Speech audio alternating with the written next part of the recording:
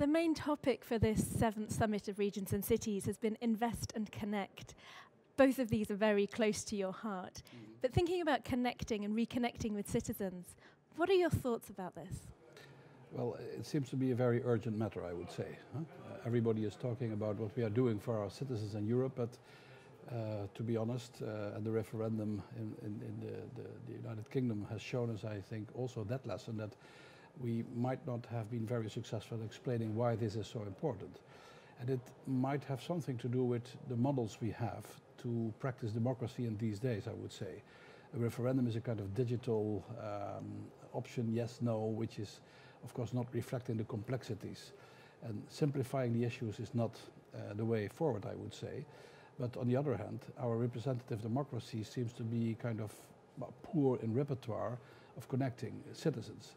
And what I found in this summit so very exciting is that people like Jeremy Rifkin has shown us not only a path to a new economy, but in a sense also to new modes of governance, mode of connecting people to the issues. And you can be very pessimistic after the referendum, but you can also be very optimistic about what he taught us, that many people are actively involved, but not only in the practical sense of political decision making, but very practical in society, in making corporations for new energy, in being real involved, showing real involvement in all kinds of issues that are the really things for the future, a sustainable new economy, with people taking themselves seriously by acting very proactively, while we perhaps have structures and procedures that are more limiting factors, inhibiting factors, than that are really helping us forward. So quite a lesson this summit, I would say. And looking at this sense of optimism, we need to use this momentum, this moment now to move forward. As somebody from the local, regional level, do you think it's important to reconnect at that level as well as at the national state level? Yeah, I would say it's more urgent than it has been ever. In the Treaty of Maastricht, the regions have found their position formally in the European theater, I would say, in the arena. Now it's becoming very seriously, because it's very clear that that is the level where the real things are happening.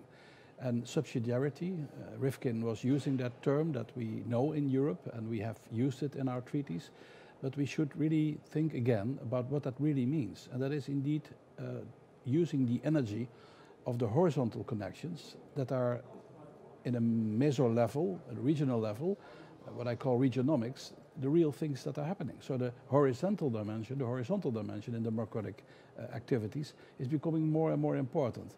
Then you have to seriously turn to cities and regions, I would say, because that is the level where people really connect and work together in a very practical way, I would say also. And under the Dutch presidency, there was a big success with the Pact of Amsterdam. What are the next steps? Do you think we can move forward from this? Well, I think we should. And the referendum at a nation-state level is a kind of poor choice and is neglecting the complexities that we are working at. And I think the complexity is more easily absorbed when people are actually meeting each other and not talking to each other via the media, which is a poor way of expressing ourselves democratically. The media have a kind of commercial business model and are thriving on conflict and dissensus. And the region is, I think, the ideal place where we can connect and we can create consensus. That's the big issue. So consensus at the level of media-oriented nation-state politics is a recipe for disaster and deconstruction. The recipe of regions and cities is an invitation to consensus and to constructivity, I would say.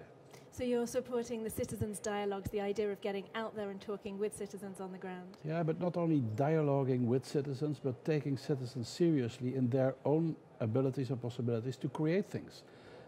Look around. Young people are creating via the digital economy new things. They don't have to wait to politics to enable them to do that. We should have a kind of politics of invitation of all these initiatives that are taken seriously. So it's not dialoguing with citizens and that decision making in a formal democracy. No, the democracy should be reformed in the sense that it's a real invitation that we know is subsidiarity. It was meant by taking the relational image of human beings seriously. People are not working for themselves. What Jeremy said this morning, Rifkin said very, very interestingly, he said the notion of freedom it's no longer exclusive, it's inclusive.